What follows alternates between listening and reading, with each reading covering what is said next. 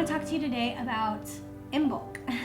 Imbolc is the name of an ancient festival that was celebrated by Northern Europeans that marked the halfway point between the winter solstice and the spring equinox. The word Imbolc, it translates in modern times roughly to in the belly, and it's referencing the time that all of the sheep were coming into their milk in their pregnancies. And this was such a pivotal time for the native people because they relied so heavily on the turning of the seasons for their survival.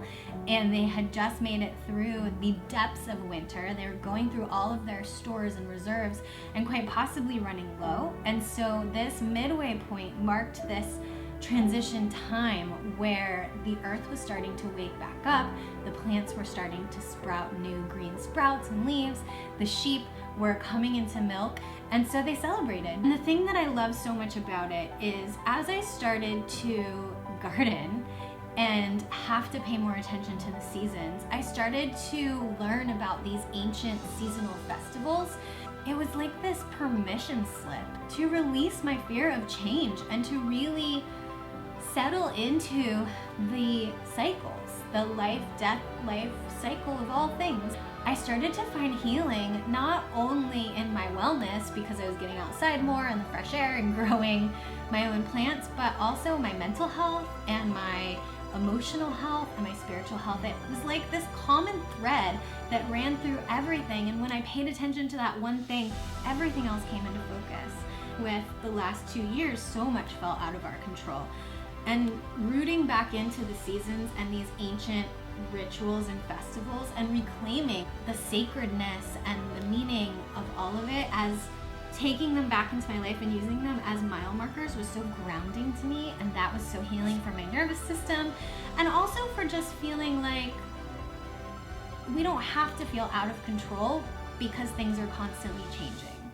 We can feel deeply rooted and connected when we connect with the rhythm of it and with the cycles. And the Wheel of the Year and the ancient festivals were just the key that unlocked that for me. So I want to share them with you all this year here on the channel and share with you some of the history of it, just to give you an idea. You can of course dig more into whatever areas you're most interested in and give you some of the common rituals associated with it, the ones that I've kind of spun off and made my own, in hopes that they inspire you to infuse some of the meaning and significance that feels the most nourishing to you into your life.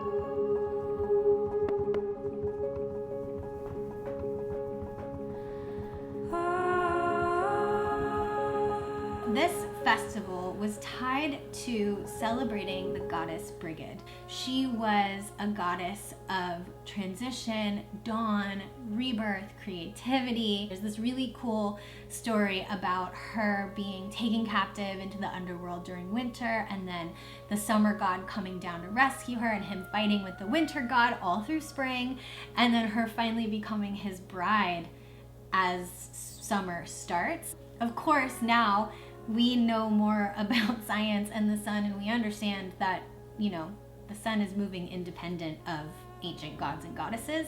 But I think that by paying attention to their old stories and the way that they explain things, we can understand things even in our modern life in a new way.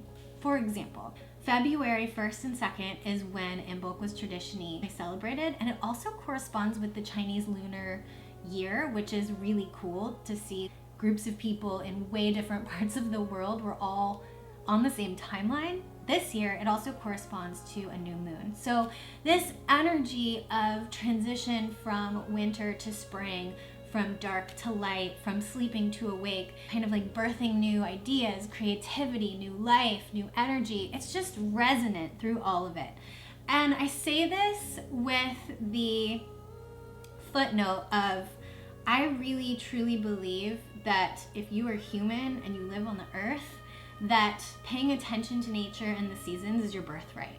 And it doesn't matter what religion you believe or what you grew up in or what spirituality you hold, there's no gatekeeping here. So anything that I share with you here, I don't think that you have to hold any sort of specific belief system to find significance and meaning and resonance in it. And I don't think you have to do any of these rituals any specific way.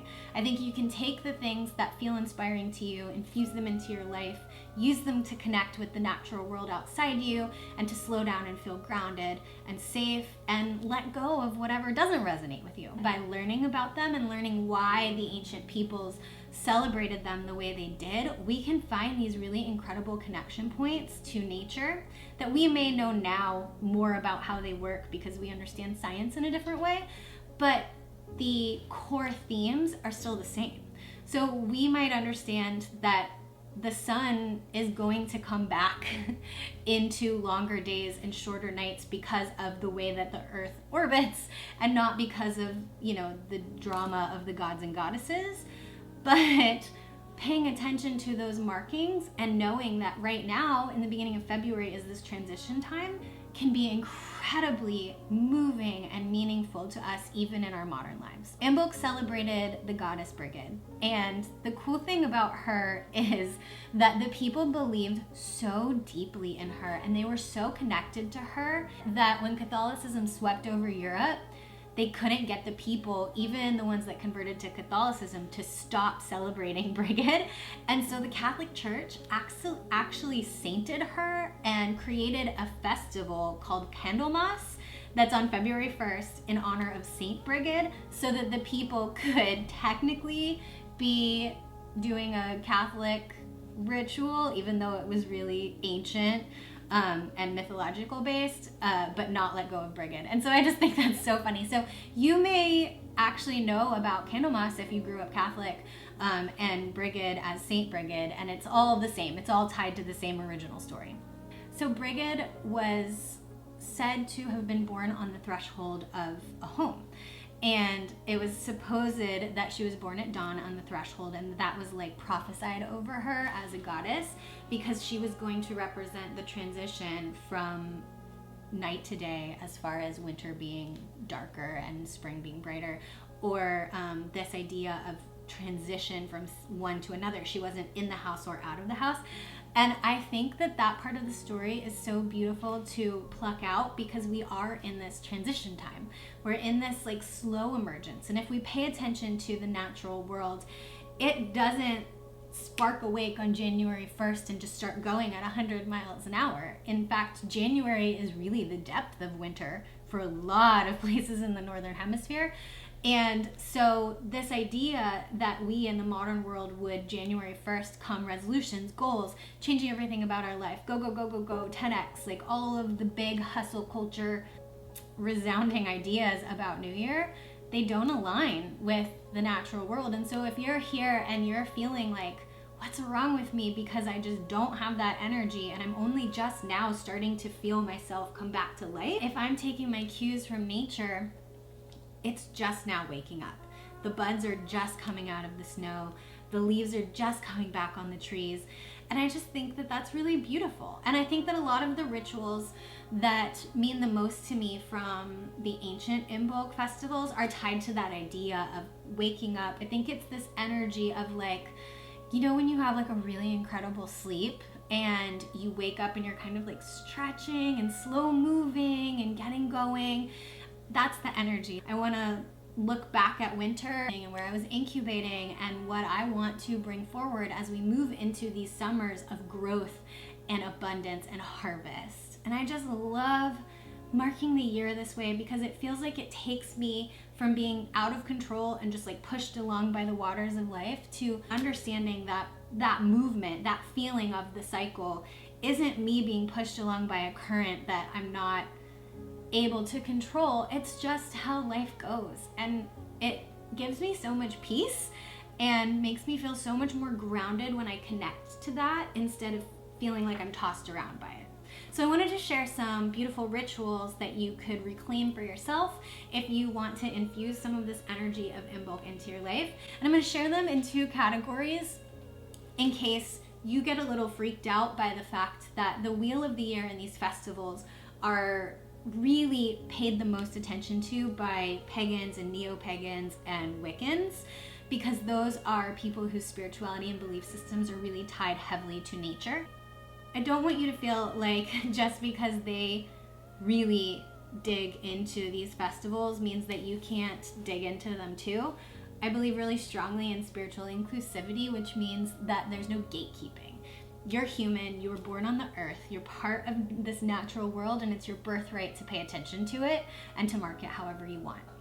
If you want to celebrate Imbolc in some really beautiful ways that are non-witchy and not divination based, some things that you can do you might already be familiar with. You're probably just used to doing them at a different time of year. So this is a time of transition, of waking up, of birthing, of ushering in new growth, right? So rituals that might make sense are setting some goals, sitting down and creating space to think about the year ahead and think about what goals you want to bring new life to, what you want to usher in as we move into these seasons of growth and harvest. Another thing that you could do is life mapping, and that is kind of like goal setting, but when you start to add in like your core values and how you want those things to align with your goal. I'm going to be sharing a video of a really incredible life mapping method next week for you that I did that, oh my gosh, it gave me so much clarity. And I think that if you are just now kind of starting to feel like you're ready, I think this could be a really beautiful and significant practice for you, and I'll just give you some guidance, but you can make it your own. Another thing you could do is you can make a vision board, either analog where you're cutting paper and words out and like creating a collage, or digitally. And if you want to infuse some of the ancient rituals tied to this festival to what you're doing, then creating a clean space, a sacred space, lighting candles, because Imbolc was considered a fire festival, are always really beautiful and add a sense of sacredness to what you're doing. I love to light candles when I'm trying to kind of like calm myself down and create the space for myself to be able to think and process and dream.